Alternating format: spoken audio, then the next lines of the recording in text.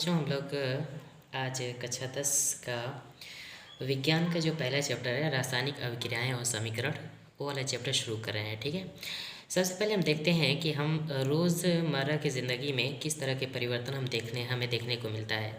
हम देखते हैं बच्चों, दूध को अगर कमरे के टेम्परेचर पे खुला ऐसे छोड़ देते हैं तो उसमें कुछ अजीब तरह के परिवर्तन हो जाते हैं। ठीक है, गन्ने के रस का किण्वन हो जाता है, भोजन बन जाता है, भोजन का पाचन हो जाता है।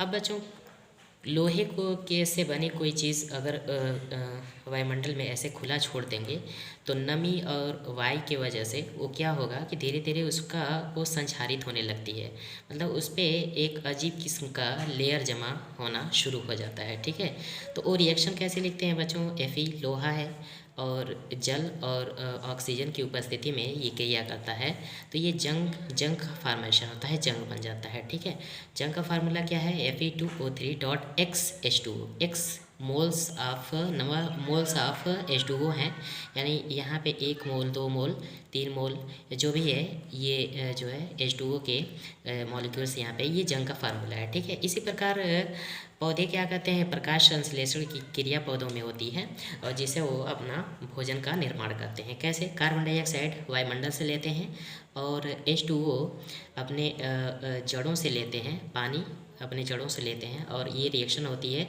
सूर्य के प्रकाश में और क्लोरोफिल की उपस्थिति में, तो ये ग्लूकोज का फॉर्मेशन होता है। ग्लूकोज क्या होता है? C6H12O6 और ऑक्सीजन लिबरेट होती है, ऑक्सीजन निकलती है। ठीक है, उसी प्रकार बच्चों हम लोग सांस लेते हैं डेली। ठीक है, हर वक्त हम लोग क्या करते हैं? सांस लेते हैं।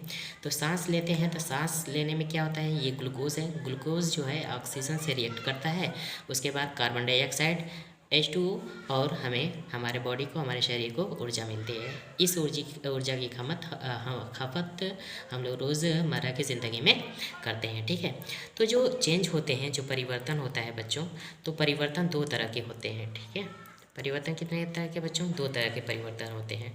ठीक है, तो पहला है भौतिक परिवर्तन, फिजिकल चेंज।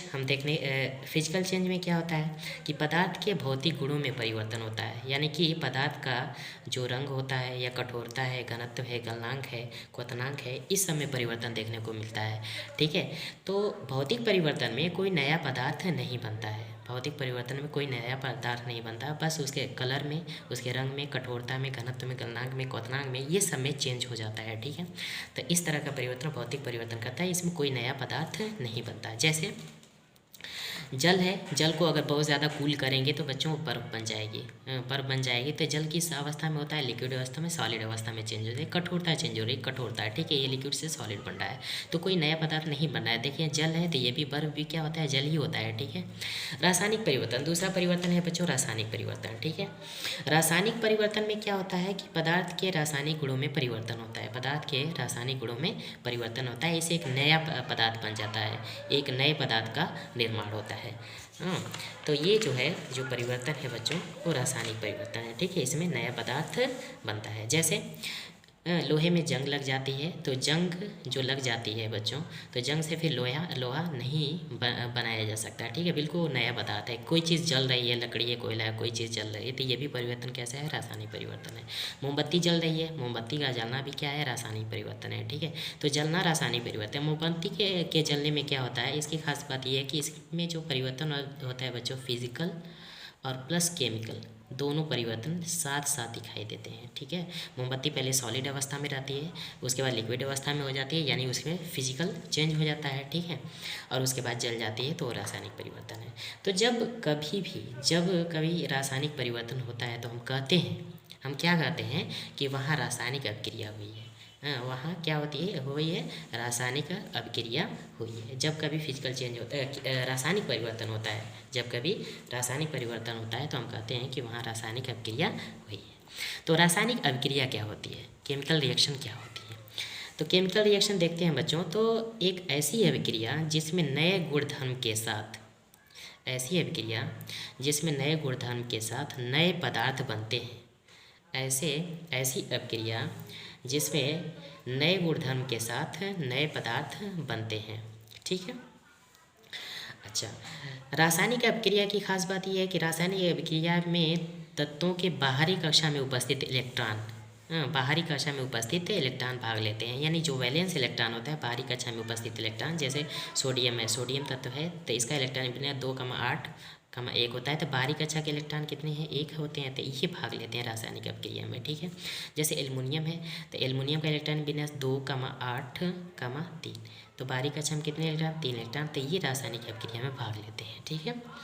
जैसे रासायनिक अभिक्रिया के उदाहरण हैं बच्चों, जैसे दूध से दही बनना, दूध से दही बनना, तो देखें दूध है फिर दही बन जा रहा है, ठीक है। इसमें एक नया पदार्थ बनता है दही, दही से दूध फिर नहीं बनाया जा सकता, ठीक है। तो ये कैसा परिवर्तन, रासायनिक परिवर्तन, इसमें रासायनिक अभिक्रिया होती है, ठीक है। मैग्नीशियम रिबन का जलना, तो मैग्नीशियम क्या करता है, वायु की उपस्थिति में इसका जब दहन होता है तो मैग्नीशियम ऑक्साइड बनता है। मैग्नीशियम ऑक्साइड बिल्कुल नया पदार्थ है, ये रासायनिक अभिक्रिया है, ठीक है बच्चों। जल का बनना, जैसे हाइड्रोजन है ऑक्सीजन आपस में क्रिया करता है तो क्या बनता है, H2O का फॉर्मेशन होता है, यहाँ पे जल बन जाता है, ठीक है। तो आखिर रासायनिक अभिक्रिया जहाँ कहीं होती है नया पदार्थ बनता है तो पहचानिए कैसे कि रासायनिक अभिक्रिया वहाँ पे हुई है कि नहीं हुई है, ठीक है। तो कैसे पहचानते, रासायनिक अभिक्रिया को पहचानने के कुछ लक्षण हैं, कुछ कैरेक्टरिस्टिक्स हैं बच्चों रासायनिक अभिक्रिया की, कहीं रासायनिक अभिक्रिया हुई है उसको हम पहचानेंगे कैसे, हाँ। तो पहचानेंगे ऐसे बच्चों कि कहीं भी रासायनिक अभिक्रिया होती है तो देखने में मिलता है कि उसमें अवस्था में परिवर्तन होगा, हाँ, अवस्था में परिवर्तन होता हुआ दिखेगा। जैसे बच्चों हाइड्रोजन है गैस अवस्था में होता है, ऑक्सीजन है वो भी गैस अवस्था में होती है, तो जब ये रिएक्शन होती है इस दोनों की तो क्या बनता है, जल बनता है। क्या बनता है बच्चों, जल बनता है, और जल होता है लिक्विड मतलब कि द्रव अवस्था में पाया जाता है। तो यहाँ देखें गैस अवस्था है, गैस अवस्था से लिक्विड नई अवस्था मिल गई, लिक्विड अवस्था मिल गई, ठीक है। तो यहाँ पे रासायनिक परिवर्तन हो रहा है, ठीक है। तो अवस्था में परिवर्तन हो रहा है तो यहाँ रासायनिक अभिक्रिया हो रही है, ठीक है। दूसरा है बच्चों कि रंग में परिवर्तन देखने को मिलेगा, रंग में परिवर्तन, तो कहीं भी रासायनिक अभिक्रिया होती है तो रंग में परिवर्तन देखने को मिलता है। देखें जैसे Fe है लोहा है, काबस सल्फेट के विलयन में अगर लोहा डालते हैं, लोहे की कील डालते हैं, काबस सल्फेट का विलयन जो होता है बच्चे नीले कलर का होता है, ठीक है। तो बनता है क्या, फेरिक सल्फेट, ठीक है। और जो है ये जो नीला जो कलर है बच्चों वो क्या होता है, थोड़ा हल्का हो जाता है, हल्का हो जाता है और कापर बाहर चली जाती है, बाहर निकल जाती है। तो ये कलर जो है चेंज होता है, जैसे दूध से दही बनता है तो दही का कलर थोड़ा बच्चों वो हो जाता है ना, ब्राउन कलर का हो जाता है मुमकिन, ठीक है। अच्छा उसके बाद अब ये देख रहे हैं ये 2 कैरेक्टरिस्टिक्स हो गई हैं। ये तीसरी है बच्चों गैस का उत्सर्जन, यानी कभी भी रासायनिक अभिक्रिया कहीं होती है ध्यान से देखेंगे तो जो है क्या होगा, गैस का उत्सर्जन हो रहा है, गैस निकल रही होगी। जैसे लकड़ी को ऑक्सीजन की उपस्थिति में जब जलाते हैं बच्चों तो क्या होता है, कार्बन डाइऑक्साइड निकलती है, गैस है। जैसे जिंक है, जिंक की रिएक्शन कराएं अगर H2SO4 के साथ बच्चों तो क्या मिलता है, हम लोगों को जिंक सल्फेट बनता है और प्लस हाइड्रोजन गैस निकलती है।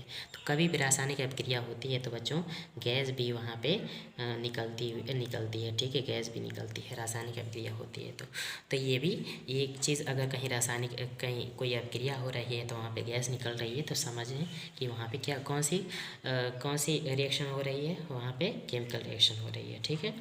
अब अगला है बच्चों तापमान में वृद्धि, तापमान में वृद्धि, रासायनिक अभिक्रिया होती है तो तापमान में परिवर्तन नज़र आता है, पर ये तापमान में वृद्धि भी हो सकती है, कमी भी हो सकती है। जैसे कैल्शियम ऑक्साइड है, कली चूना नाम सुना है, कली चूना जो हम लोग सफ़ेदी करने के लिए लेके आते हैं मार्केट से और उसको पानी में जब डाल देते हैं किसी कंटेनर में रख के तो कंटेनर का टेम्परेचर बहुत तेज़ी के साथ राइज होता है, बहुत तेज़ी के साथ वो मतलब कि उबलना शुरू हो जाता है, ठीक है। तो बहुत ज़्यादा हीट निकलती है, तो रासायनिक परिवर्तन होता है बच्चों, तो रासायनिक अभिक्रिया होती है तो तापमान में परिवर्तन देखने को मिलता है। उसके बाद अगला है बच्चों अवक्षेप का बनना, रासायनिक अभिक्रिया जब होती है तो अवक्षेप बनता है, प्रेसिपिटेट अवक्षेप बनता है। जैसे लेड नाइट्रेट को अगर परखनील में डाल के पोटेशियम आयोडाइड के साथ अभिक्रिया जब कराते हैं तो पोटेशियम नाइट्रेट बनता है बच्चों और लेड आयोडाइड का अवक्षेप प्राप्त होता है, ठीक है।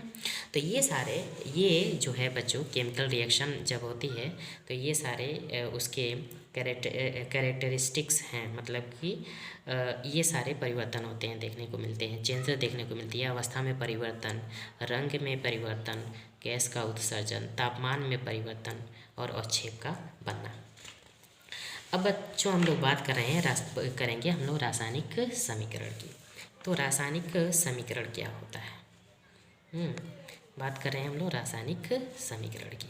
ठीक है, तो एक सेंटेंस है उसको हम पढ़ रहे हैं। ठीक है, देखते हैं कि जब मैग्नीशियम रिबन को वाई की उपस्थिति में जलाते हैं, वाई की उपस्थिति में क्या करते हैं बच्चों, जलाते हैं, तो मैग्नीशियम ऑक्साइड बनता है। ये वाक्य है, ये क्या है, एक सेंटेंस है कि जब मैग्नीशियम रिबन को वाई की उपस्थिति में जलाते हैं तो मैग्नीशियम ऑक्साइड बनता है। ये क्या है, वाक्य है। ठीक है, अब इसको बच्चों शब्दों के रूप में लिख सकते हैं। कैसे कि मैग्नीशियम मैग्नीशियम ऑक्सीजन से जब क्रिया करता है, प्लस का निशान है बीच में, प्लस का निशान है, क्रिया करता है तो मैग्नीशियम ऑक्साइड बनता है।